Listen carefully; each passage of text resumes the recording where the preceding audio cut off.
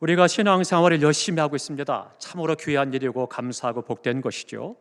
그러면 우리가 신앙생활을 하는데 이 신앙생활을 한마디로 요약을 한다면 뭐라고 이야기할 수 있겠습니까? 많은 것들이 있지만 신앙생활은 한마디로 말하면 관계다라고 이야기할 수 있습니다. 하나님과 나와의 관계가 어떠한가?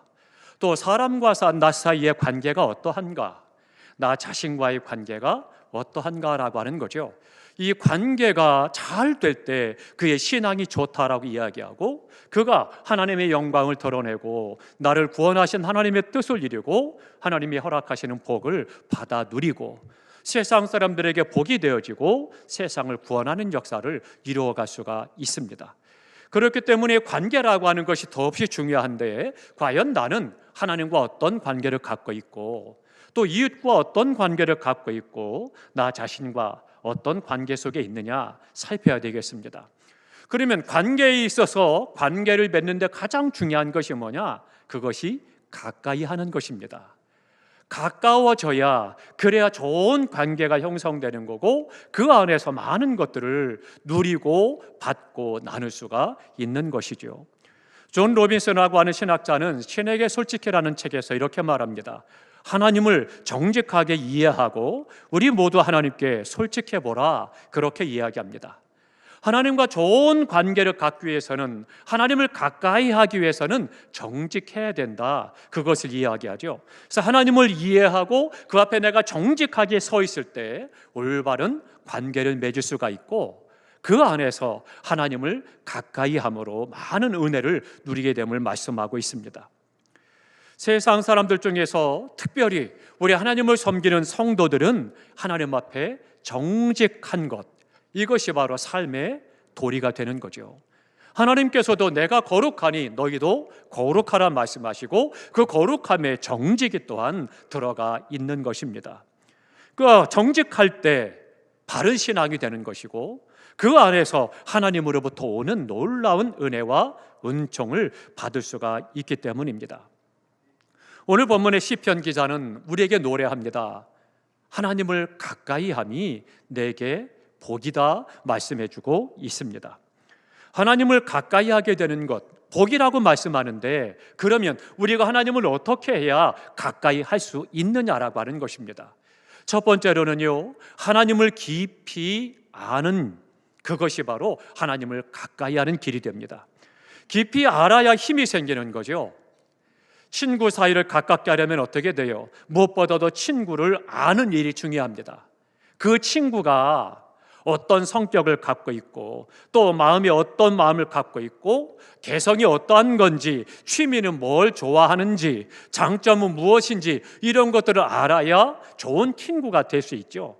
그래서는 거기에서 칭찬을 하기도 하고 격려도 하면서 좋은 관계를 맺어갈 수 있는 것입니다. 상대를 모르면 친구가 될 수가 없는 거죠. 우리가 대통령에 대해서도 안다라고 말하지만 어때요? 친하진 않잖아요. 그냥 이름을 알고 얼굴을 알고 그의 경력을 알 뿐이지 그가 나하고 친한 것은 아니죠. 무슨 취미를 갖고 있는지, 어떤 사상을 갖고 있는지, 무엇을 좋아하는지, 무엇이 단점인지, 그가 어떤 삶을 살아가는지 알지 못하기 때문에 결코 친구가 되지 못하는 거죠. 친구가 된다라고 하는 것, 가까이 하고 알아가는 겁니다. L.A. 프롬은요, 사랑의 의미를 5가지로 이야기했습니다. 사랑은 상대방에게 관심을 갖는 것이 사랑이다. 또 두 번째로는요, 상대방에게 존중하는 것이 바로 사랑이라고 하고, 또 하나 사랑은 이해해 주는 것이고, 사랑은 주는 것이고, 사랑은 책임을 지는 것이다. 그것이 사랑이라고 이야기했습니다. 그러면 이 5가지로 장황하게 사랑에 대해서 이야기했지만, 그러나 가만히 생각해 보면, 하나로 종합해 보면 뭐냐? 상대방을 깊이 아는 것, 그렇게 이야기할 수가 있는 거죠.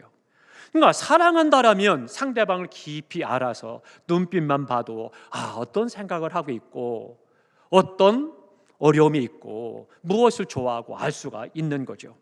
상대방을 모르면 오해할 수밖에 없고요, 오해가 있으면 가까이 하기가 어려워지는 것입니다.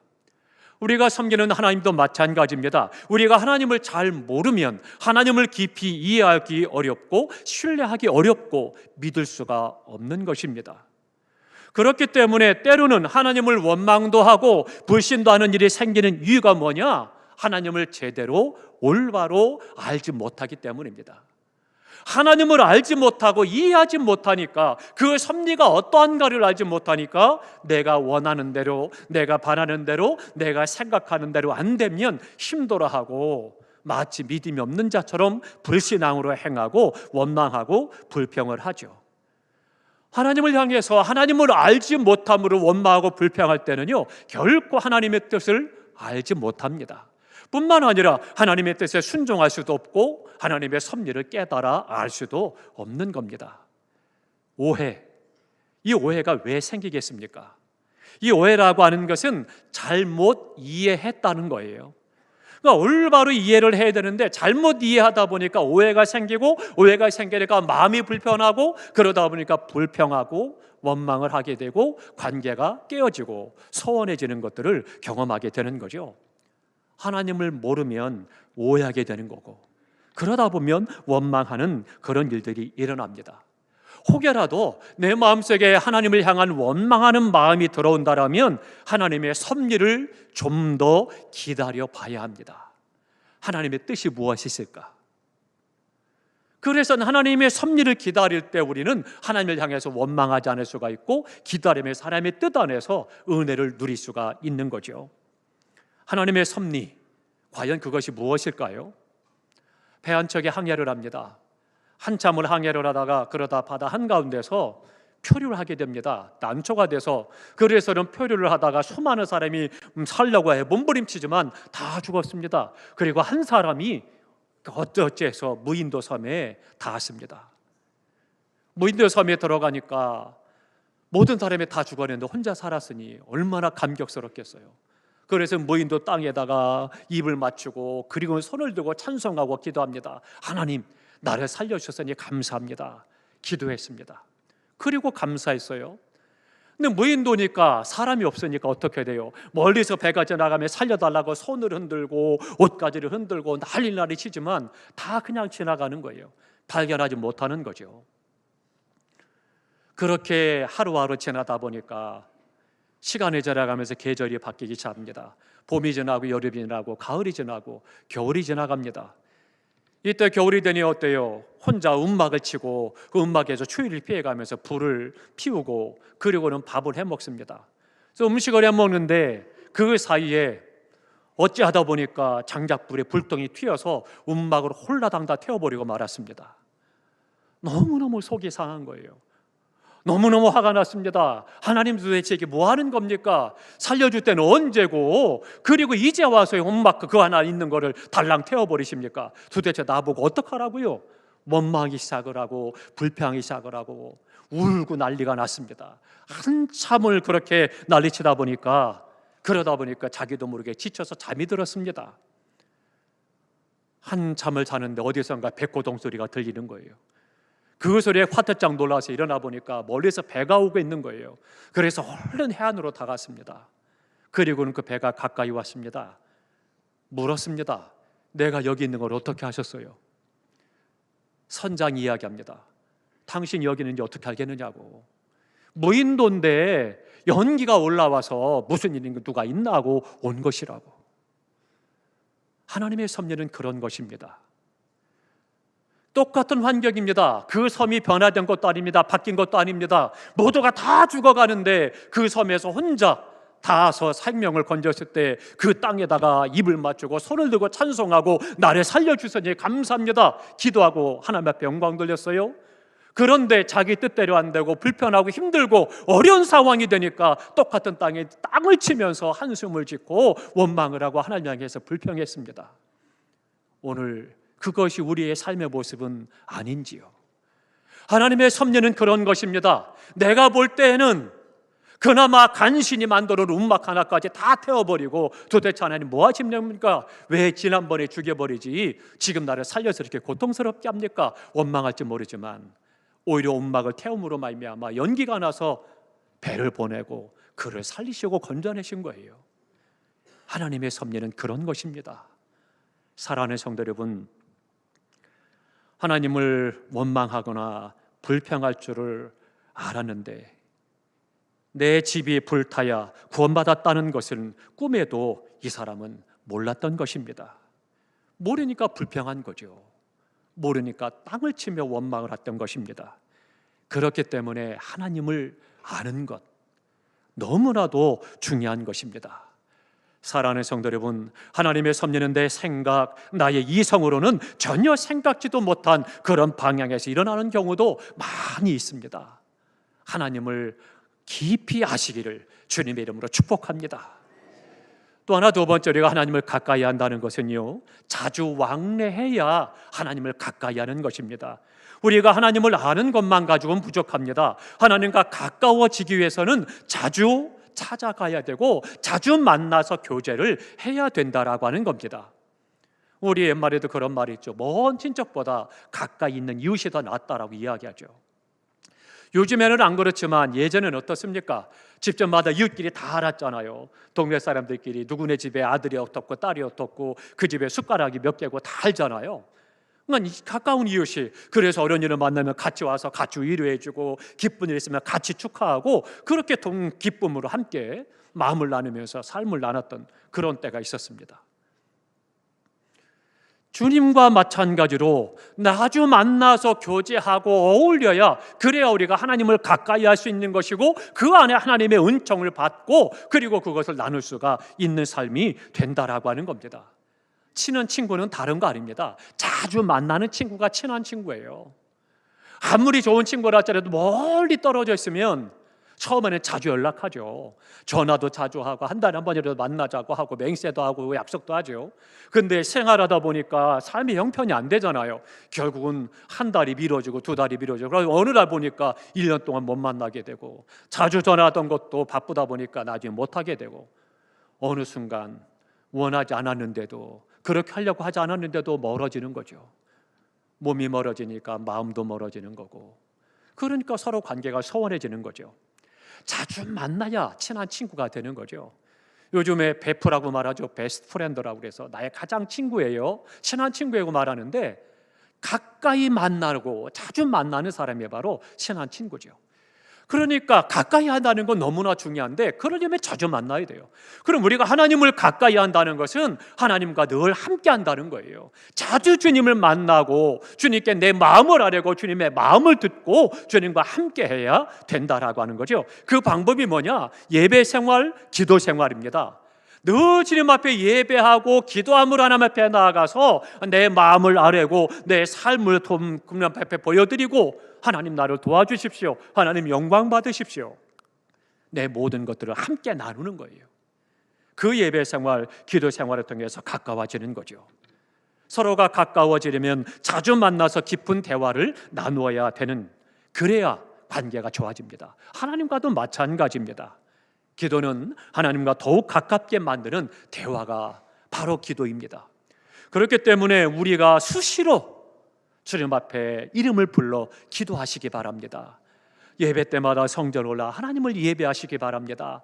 하나님과 더욱더 가까워지게 되고 하나님의 마음을 알게 되고 하나님께서 나의 마음을 아시고 내게 필요한 은혜를 베풀어 주시고 우리의 삶에 하나님의 허락하신 은혜를 넘치게 받아 누리게 됩니다. 우리는 무엇보다 하나님과의 관계가 정상화되도록 힘써야 되는 것입니다. 하나님과의 관계가 소원하고 서먹서먹하고 꺼림직하면 그러면 안 되는 것입니다. 그러면 신앙사라는 것이 부담스럽고 불편하고, 그리고 성전 올라오는 것이 어색하고 힘든 거죠. 하나님과 자주 대화하고 자주 왕래하고 하나님과의 사이가 정상화만 이루어지면 오늘 종말이 와도 두려울 것이 없는 것입니다. 하나님과 내가 좋은 관계에 있기 때문에, 하나님이 나와 함께 하심을 알기 때문에, 그러니까 어떻게 돼요? 염려 근심을 이기게 되는 것이고 참고 인내할 수 있는 것이고 승리할 수가 있는 것입니다. 문제는 하나님과 관계가 좋아지는 거죠. 그러기 위해서 자주 만나고 가까이 하는 것입니다. 저희 사형제들이, 자녀들이 좀 다 자랐습니다. 장우성에서 조카들이 취직장가 가고 다 자라서 그 아이들이 대부분 다 해외에 있습니다. 그러니까 그거에 대해서 이제 아이들이 결혼했기 때문에 자녀들이 낳죠. 그럼 저한테는 이 조카가 이제 아이를 낳았으니까 손녀뻘이 되는 거죠. 손자, 손녀가 되는데 그 아이들이 해외에서 낳기 때문에 국내에 이제 몇 년에 한 번 가끔 와요. 어쩌다 한 번 왔습니다. 그런데 한 번 오니까 이제 엄마 아빠가 이야기하죠. 할아버지야라고 이야기합니다. 근데 그 아이들은 무슨 소리야? 저 사람이 무슨 내 할아버지야? 얼굴도 한 번도 본 일이 없는데 생뚱생뚱한 거죠. 그래서 엄마 아빠가 인사해야 돼. 할아버지야. 그렇게 말하면 인사 안 합니다. 쑥 쳐다보고 그냥 맙니다. 그래도 제가 할아버지니까 어떻게 되겠어요? 어떻게든지 좀 친해 보려고 먹을 것도 사주고 장난감도 사주고 놀이터도 데리고 아부를 합니다. 소용없습니다. 이 아저씨가 누구야? 그런 정도예요. 한 이틀 지나고 나서 갈 때야 그때서 씩 웃고 가더라고요. 가까이 있지 못하고 자주 보지 못하니까 태어나서 처음 보는 얼굴이고 엄마 아빠고 뭐 할아버지라고 하니까 그냥 그런가 그냥 그런 거지 친하지 않는 거죠. 자기한테 잘해주니까 그냥 씩 한번 웃어주는 것으로 끝나고 마는 거죠. 관계는 그렇습니다. 사랑하는 성도 여러분, 하나님과의 관계 자주 만나야 되는 겁니다. 얼마나 주님을 자주 만나시는지요. 이 일을 위해서 우리가 성경 읽기도 하는 것이고 기도도 하는 것이고 예배를 드리고 주님 앞에 내 삶을 맡기는 것입니다. 사랑하는 성도 여러분, 하나님과 가까워지되 정상적인 관계가 되도록 예배 생활, 기도 생활에 힘쓰시기를 주님의 이름으로 부탁합니다. 마지막 또 하나는요, 하나님과 가까워지려면 생사고락을 같이 해야 합니다. 다 함께 하십니다. 주님과 함께 생사고락을 함께한다. 바꿔 말씀드리면 동고동락한다는 겁니다. 주님이 내 안에 계시고 내가 주님 안에 거한다는 거예요. 이게 생사고락을 같이 하는 것이고 동고동락하는 것입니다. 내가 주님 안에 살고 주님이 나와 함께 계시는 것, 그것이 바로 동행하는 삶이 되는 거죠. 그런데 중요한 게 있습니다. 내가 주님 안에 거하고 주님이 내 안에 거할 때 내가 영적으로 가장 성숙하고 그리고 영적으로 잘 조화가 이루어진 때이고요, 가장 강할 때이고 가장 행복할 때입니다. 행복이란 것 어떤 것입니까? 뭐 여러 가지 이론이나 철학이나 상담 이런 것 가지고 생각하는 그런 것이 아니라 행복은 단순합니다. 내가 있고 내가 있으면 행복한 거예요. 혼자 있으면 어찌 행복하겠습니까? 외롭고 때로는 쓸쓸하고 고독한데요. 그러나 너가 있고 내가 있으니 그러니 서로가 행복할 수가 있는 거죠. 내가 주님 안에 거하고 주께서 내 안에 계실 때 그때가 가장 행복한 것이고 그 안에서 우리 신앙인들은 가장 능력 있고 힘 있는 성도의 삶을 살아가는 것입니다. 이때는요, 두려울 것이 없습니다. 부러울 것도 없습니다. 가장 강한 존재가 되어지는 거죠. 케르케고르는 말합니다. 운명은 강한 신앙으로 뭉쳐진 사람 앞에서는 맥을 추지 못한다. 그러나 신앙이 약한 사람 앞에서는 악착같이 물고 늘어진다. 운명이 그렇다는 거예요. 물론 우리 믿는 자들에게는 운명이 별거 아닙니다. 하나님께서 나와 함께 계시고 하나님께서 나의 가는 길을 인도해 가시니 우리에게 정해진 운명은 없는 겁니다. 내가 주님 안에 있고 주께서 내 안에 계시는 그런 신앙인들은 운명 따위는 있어도 좋고 없어도 좋다는 그런 이야기죠. 우리가 하나님과 함께 동고동락하며 살아가게 되면 어떤 일이 벌어지느냐? 생각이 바뀝니다. 생각이 바뀌면 행동이 바뀌게 되고요, 행동이 바뀌면 습관이 바뀌게 되는 거고, 습관이 바뀌면 인격이 바뀌고 운명이 새로워지는 거예요. 그러니까 우리가 늘 주님과 동고동락하는 것이 가장 주님을 가까이 하는 것이고 중요한 것입니다. 그러니까 복음이 들어가는 곳마다 주님이 그들과 함께 하시는 곳마다 언제나 바뀌어지는 것이고 변화가 있는 것이고 새로운 질서가 형성이 되는 것입니다. 사랑하는 성도 여러분, 우리는 하나님과 더욱 가까워져야 되겠습니다. 하나님과 가까워지도록 하나님의 깊이 알도록 힘써대 예배 생활, 기도 생활에 힘쓰고 늘 말씀을 사랑하고 읽고 듣고 배우고 그리고는 주님 안에 거하는 삶이 되시기를 주님의 이름으로 축원합니다. 이것이 그리스도인들의 가장 기본적인 삶이요, 가장 중요한 삶의 시작이 되는 것입니다. 다 함께 하십니다. 하나님을 가까이 함이 내게 복이라. 내게 복이다. 이 간증이 우리의 고백이 될 수 있기를 축복합니다.